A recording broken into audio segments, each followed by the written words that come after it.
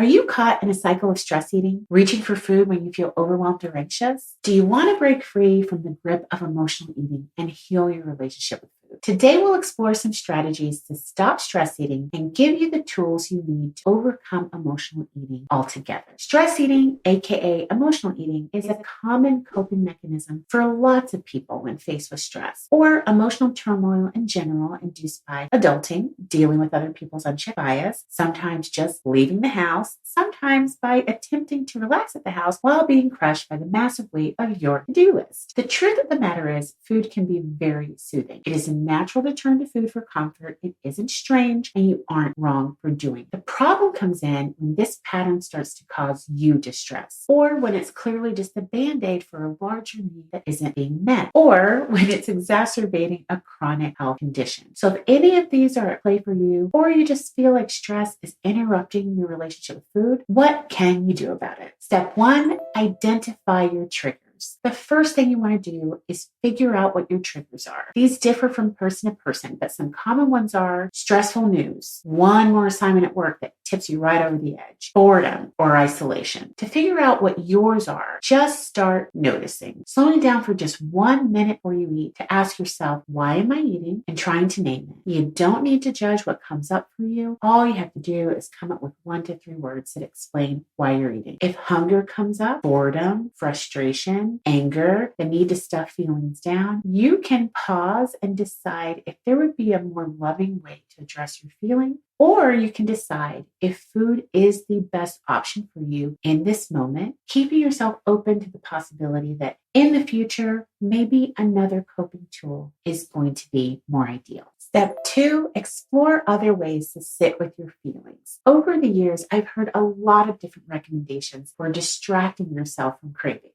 But what I have found most useful in my case and in my client is opening up to the idea that feelings are meant to be experienced.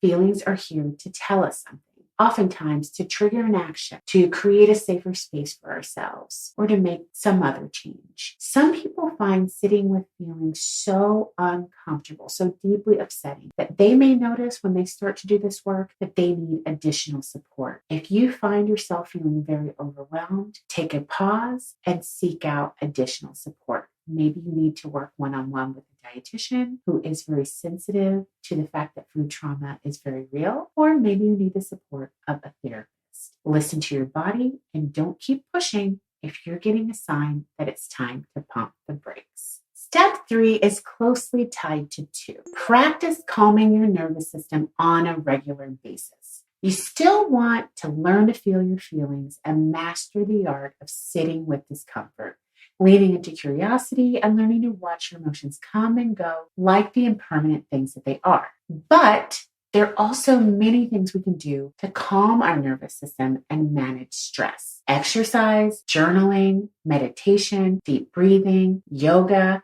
spending time in nature, doing things that light us up, like carving out time for a hobby, socializing with friends, and hanging out with chosen family. These are all helpful ways to keep ourselves regulated.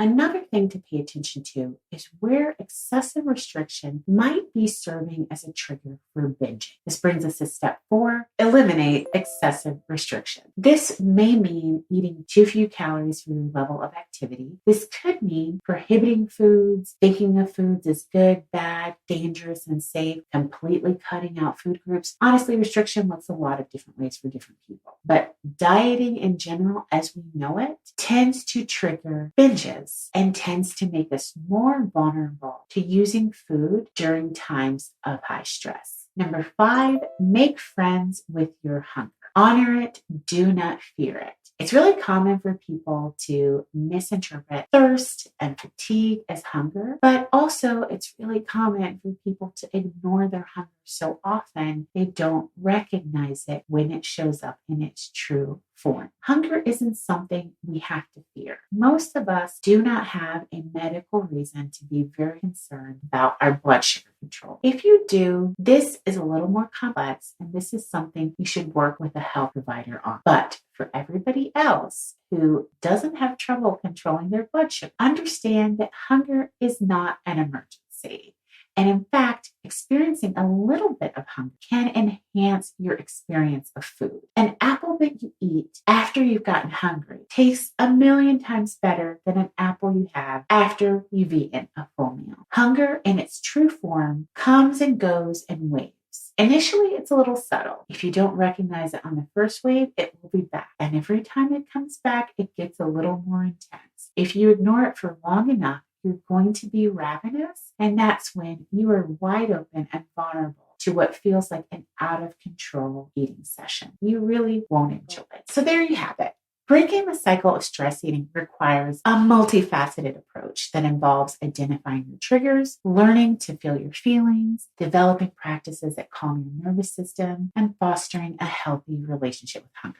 Remember, it has taken a lifetime to lay down the patterns you have around food and eating. So being patient with yourself, understanding that it's going to take a little time to change these habits is really important. Self-compassion goes a long way in transforming your relationship with food and well-being in general. A lot of people are able to do this work alone, but if when you think about taking this work on, you feel overwhelmed, it may be a good idea to partner with a dietitian. Not sure how to find the right dietitian for you? Make sure to check out this video where we explore just that.